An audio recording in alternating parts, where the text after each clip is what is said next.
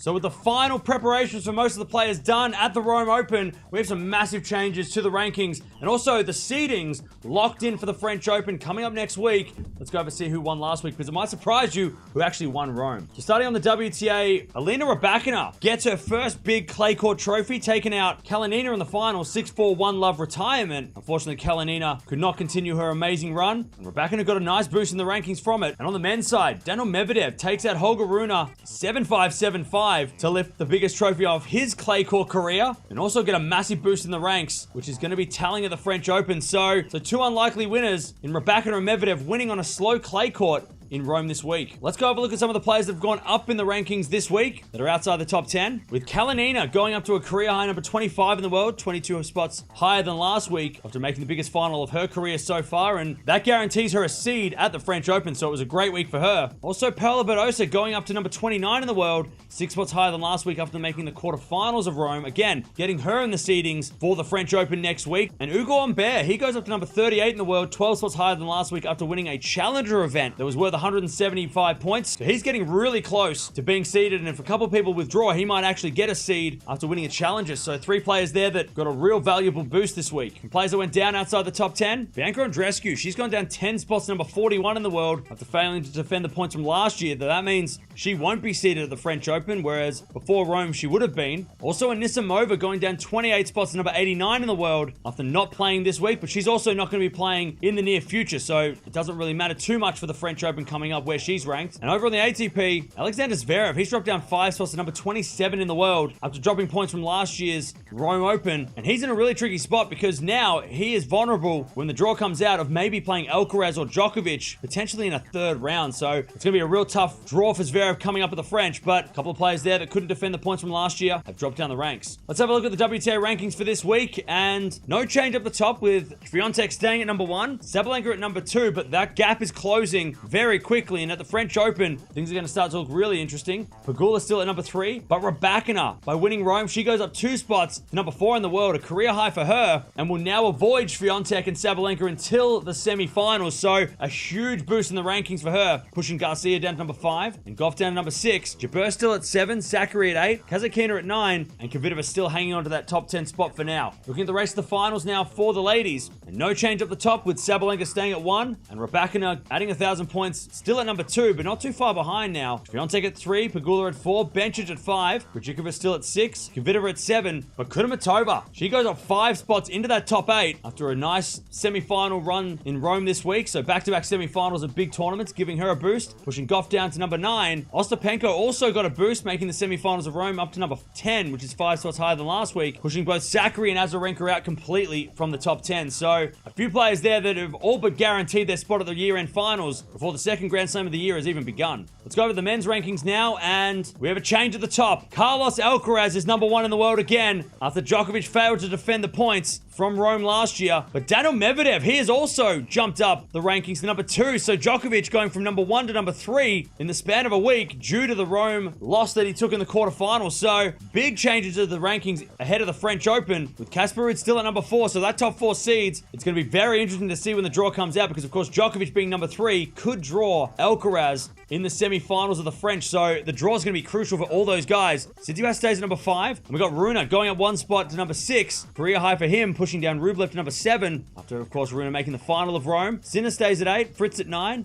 And Auger-Aliassime rounds at the top 10 for this week. So some huge changes to the rankings again this week. Over to the ATP Finals race now. And things are starting to take some big shape over there too, with Medvedev going up to the top spot, pushing Alcaraz down to number 2 after winning another trophy. He's now won 5 tournaments this year and adding 1,000 points thanks to winning Rome. Alcaraz didn't have a great tournament in Rome. He goes down to number 2, with Djokovic staying at number 3, Tsitsipas at 4, Sinner at 5, Rublev at 6. But Rune, after having a decent run to the Rome final, he goes up 2 spots to number 7, pushing Fritz down to number 8. Khachanov goes down to number 9. Tommy Paul falls out of the top 10 completely, making way for Cam Norrie, who goes back into the top 10. So some massive changes for the race of the finals as well. And Daniil Medvedev is now creating a big gap between him and Alcaraz for 1 and 2 in the race of the finals. So there you have it. So much to talk about with the rankings. And of course, with the French Open coming up, it is so crucial. It was so crucial for so many of those guys and girls to have a good run this week. And the ones that did have a good run, Medvedev, Rybakina, not only did they get trophies, but they also got rewarded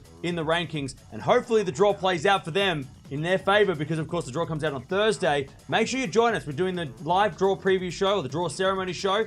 So make sure you join us for that on Thursday. But, man, the French Open draw is going to look so interesting now. There's so many different things that could happen, but let me know down in the comments below. What's the biggest shock for you this week in the rankings? Is it that Medvedev's number 2 in the world? Remember 3 months ago, Medvedev, or even 4 months ago, Medvedev was like out of the top 10. He looked terrible. And now he's in the number 2 spot again and playing for the number 1 spot when we get to the French Open. But they're the rankings for this week. Crazy changes all around.